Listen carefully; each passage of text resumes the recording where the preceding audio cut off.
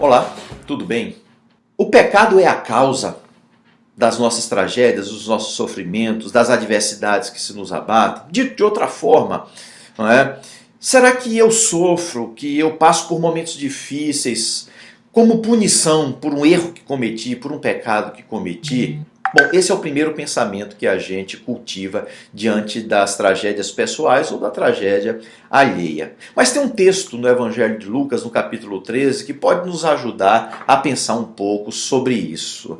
Diz assim: naquela ocasião, alguns dos que estavam presentes contaram a Jesus que Pilatos misturara o sangue de alguns galileus com os sacrifícios deles. Jesus respondeu: vocês pensam que esses galileus eram mais pecadores que todos os outros por terem sofrido dessa maneira?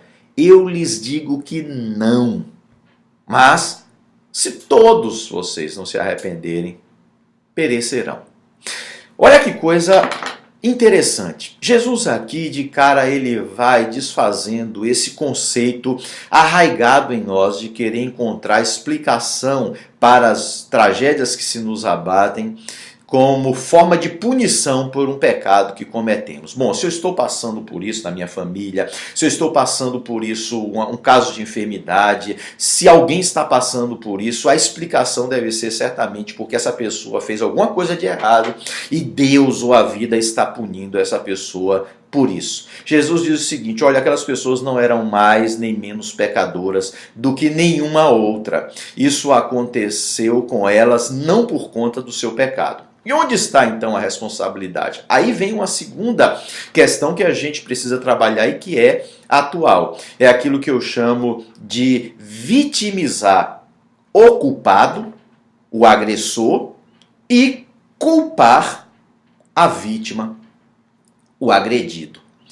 Em momento algum, aquelas pessoas cogitaram a ideia de que aquela tragédia se abateu sobre aqueles galileus por conta da maldade de um governante insano, impiedoso e cruel chamado Pilatos. Eles estavam procurando a explicação em uma possível carga de pecado maior daqueles galileus. Afinal de contas, eram de uma região que era mal vista pelos moradores de Jerusalém, essas pessoas com as quais Jesus aqui talvez dialogava.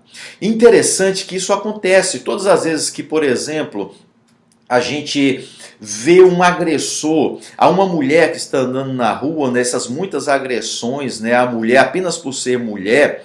E aí a gente busca explicações do tipo: ah, mas ela estava vestida dessa ou daquela forma, ela provocou porque estava num lugar inadequado, ela fez isso, aquilo. Gente, quando a gente faz isso, a gente está reproduzindo esta lógica aqui perversa que Jesus condenou. A gente está tornando o culpado a vítima e a gente está tornando a verdadeira vítima a responsável pela sua própria agressão. Então, nós não podemos ficar buscando explicações para as tragédias pessoais em pecados que cometemos como se Deus fosse um Deus punitivo com relação aos nossos erros. Esse não é o caminho. Como é que a gente vai pensar sobre as tragédias que se nos abatem? Bom, essa é uma questão muito complexa, que muito já se falou. Agora, descartemos definitivamente essa ideia de que tragédias nos sobrevêm como punição divina ou da vida para com os nossos erros. Que Deus nos abençoe.